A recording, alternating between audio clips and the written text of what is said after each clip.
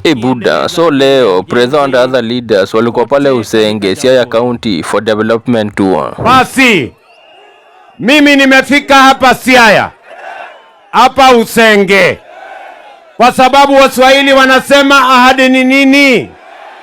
Na dawa ya deni, na dawa ya deni, na dawa ya deni.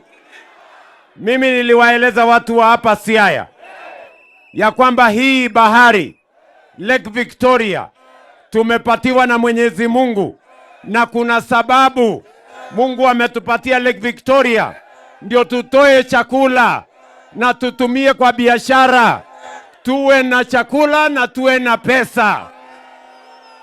Ni kweli ama si kweli bwana?